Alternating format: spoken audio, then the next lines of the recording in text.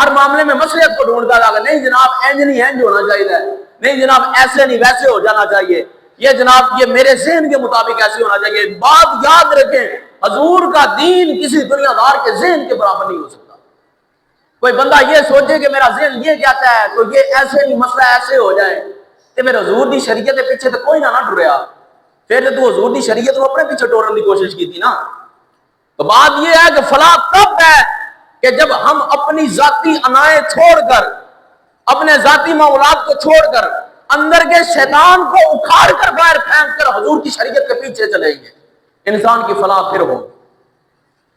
اگر انسان کہے کہ میں اندر کے شیطان کو بھی جاگتا رکھوں، اس کو بھی نوجوان رکھوں، اور جناب والا مجھے غلامی رسول کا لقب بھی مل جائے، تو یہ پاسبل نہیں ہے۔ پھر ایک ہی بیڑی کا بندہ سوار ہوتا ہے، یعنی دو بیڑیوں کا بندہ سوار نہیں ہو سکتا، وہ ڈوبتا ہے۔ تو اگر رسول اللہ کی ذات کو چھوڑ کر کوئی بندہ چاہتا ہے کہ میں عزت کما لوں، تو پھر یہ امپاسبل ہے، یہ نہیں ہو سکتا۔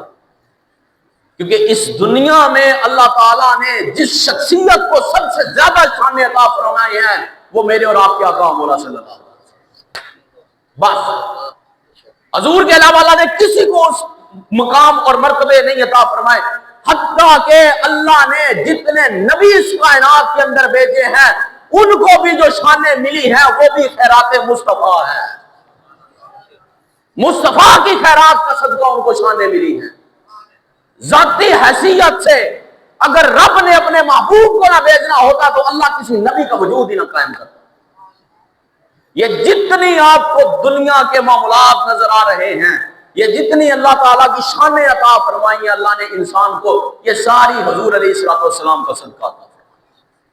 حضور کی ذات کے علاوہ انسان کی ذاتی کوئی حیثیت نہیں۔ میری حیثیت ہے جی، آپ کی ذاتی حیثیت کیا ہے جی بتائیں؟ کوئی ہماری ذاتی حیثیت، ہمارا سانس ختم ہو جائے جی واپس لے آ سکنے ہیں؟ نہیں، یہ شانیں فقط حضور علیہ السلام کی وجہ سے ہیں۔